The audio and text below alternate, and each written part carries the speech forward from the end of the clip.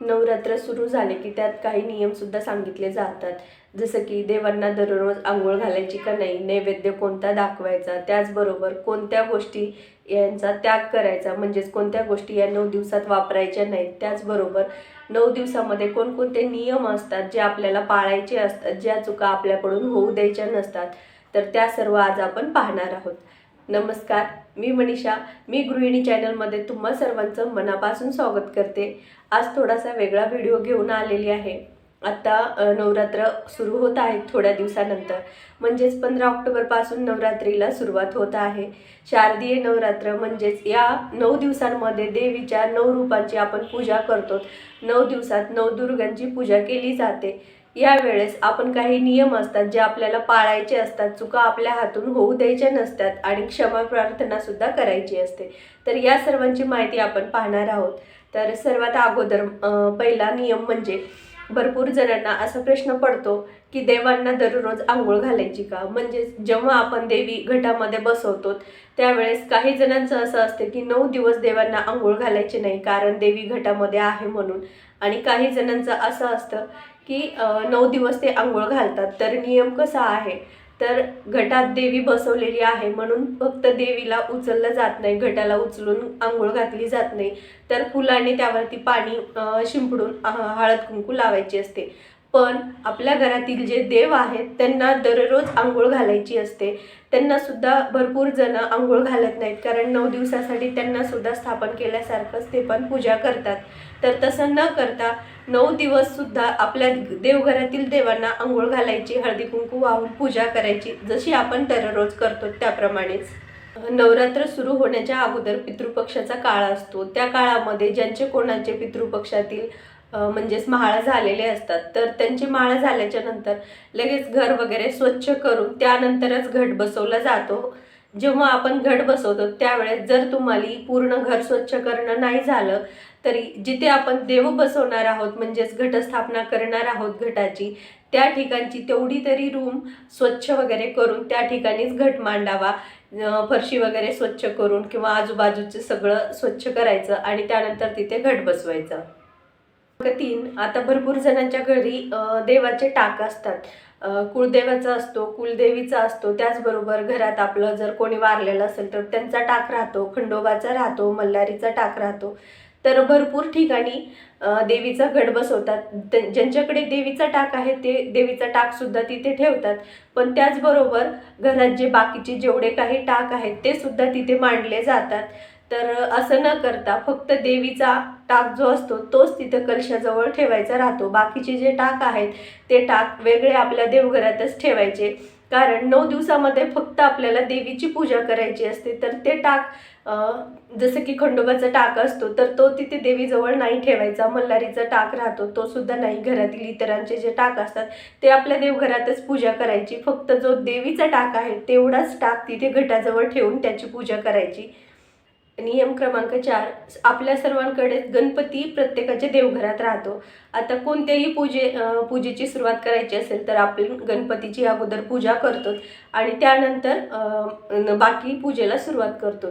तर आता जेव्हा घट बसवायचे असतात त्यावेळेस भरपूर जण गणपतीची स्थापना घटाजवळ करतात. तर तसं न करता एक जी सुपारी राहते, आपण आता प्रत्येक पूजेत गणपती नाही ठेवला तर गणपती स्वरूप म्हणून सुपारी ठेवतो. तर तशाच प्रकारचे तुम्ही सुद्धा सुपारी ठेवा व त्यालाच गणपती स्वरूप मानून घटाजवळ मांडा. कारण गणपतीची पूजा आपण आपल्या देवघरात केली तरी सुद्धा चालते.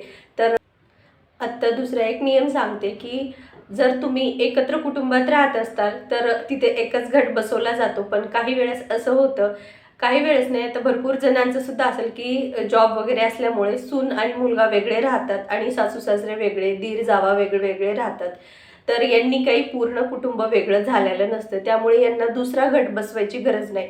म्हणजे सासरी एक घट सासूबाईंनी बसवलेला आहे तर तो एकच घट राहू द्या. तुम्हाला जी काही पूजा करायची आहे ती कुलदेवीचा जो कलश असतो आपल्या घरात मांडलेला तिथे बसून सुद्धा करू शकतात.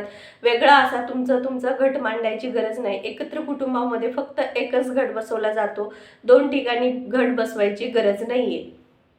जेव्हा आपण घट बसवतात, घटस्थापना होते, तिथून पुढे 9 दिवस, 9 दिवसांमध्ये आपल्याला ब्रह्मचर्याचं पालन करायचं असतं, मांसाहार घरात खायचा नसतो, आणायचा सुद्धा नसतो, जास्तीत जास्त देवदेव करायचं राहतं. तर या दिवसांमध्ये मांसाहार, ब्रह्मचर्य, धूम्रपान वगैरे अशा ज्या वाईट गोष्टी आहेत त्यांचा त्याग करायचा राहतो, ज्यामुळे आपल्या घरामध्ये नकारात्मक शक्तीचा वास नसावा, चांगल्यात चांगल्या देवी शक्तीचा वास असावा, म्हणून या 9 दिवसामध्ये ह्या वस्तूंचा त्याग केला जातो.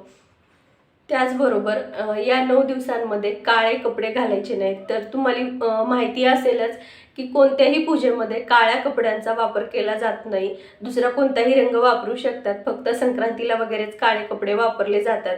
काळ्या कपड्यांचा त्याग करायचा. त्याचबरोबर चमड्याची चप्पल किंवा शर्ट वगैरे जे जॉकेट राहतात तसे चमड्याची कोणतीही वस्तू या 9 दिवसात वापरू नये, कारण आपण देवाजवळ जातो, तर चमड्याच्या वस्तूंचा त्याग करायचा असतो.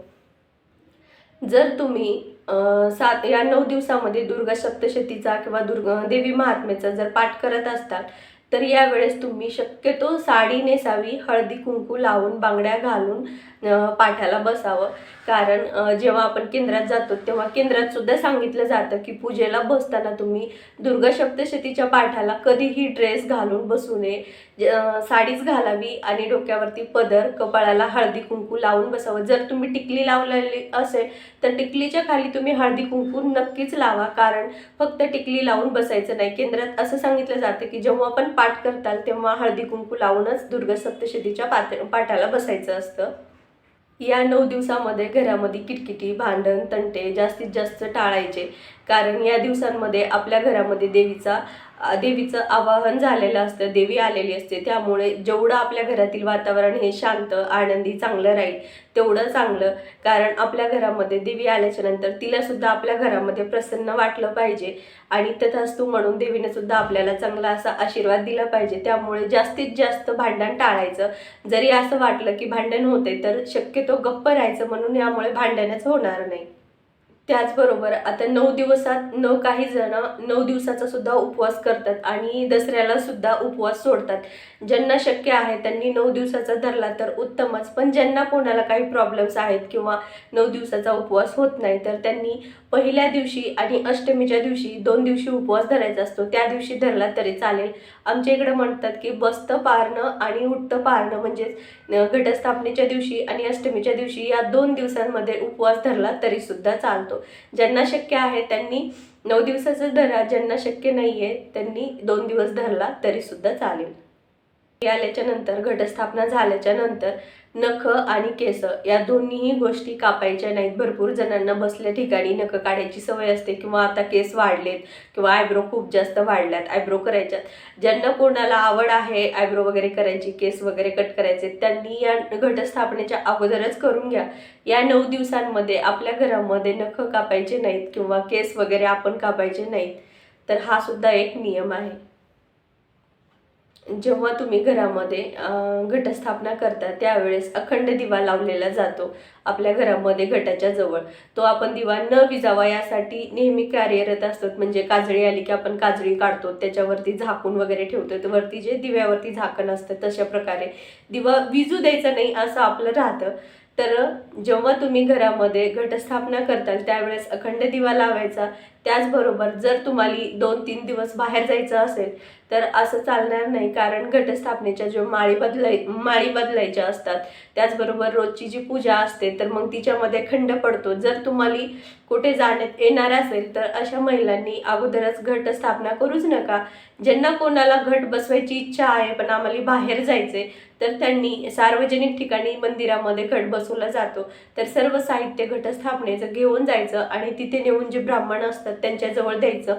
म्हणजे मग सर्वांचा जो एक घट बसवला जातो तिथे आपलं सुद्धा साहित्य टाकून त्यांनी घटस्थापना करतात. आता आमच्या गावाकडे सुद्धा असं होतं की जर कोणी प्रेग्नेंट आहे किंवा कोणी डिलिव्हरीची मुलगी आहे, मग आता होणार आहे थोड्या दिवसांमध्ये, तर त्यावेळेस काय होतं की घटाची जेवढी साहित्य वगैरे लागतं ते धान्य वगैरे पूजेचं, तर ते सर्व भरून आमच्या गावातील जे ब्राह्मण आहेत त्यांच्या इथे आम्ही नेऊन देतो. कारण जेव्हा मंदिरामध्ये घटस्थापना होते त्यावेळेस त्या ब्राह्मणताई पूर्ण साहित्य एकत्र करतात, ज्यांचं आणून दिलेलं आहे, आणि त्यांच्यात घटस्थापना करतात. तर अशा प्रकारे आपला सुद्धा घट बसवला जाऊ शकतो आणि जरी काही डिलिव्हरी वगैरे झाली तरी सुद्धा घटामध्ये खंड नाही पडत.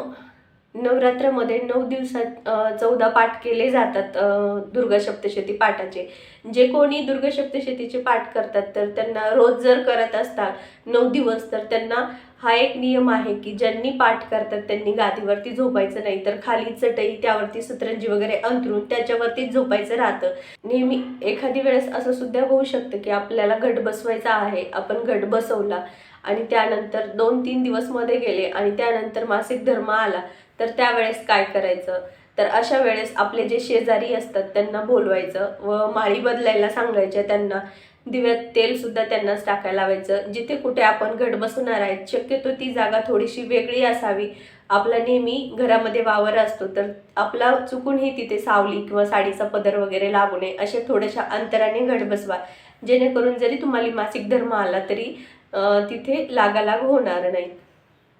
चला तर मग मला जेवढे नियम माहिती होते मी तेवढे तुम्हाला सांगितलेले आहेत. आजची केलेली सर्व सेवा स्वामी चरणी रुजू करूयात आणि पुन्हा भेटूयात अशाच एका नवीन व्हिडिओमध्ये. तोपर्यंत धन्यवाद.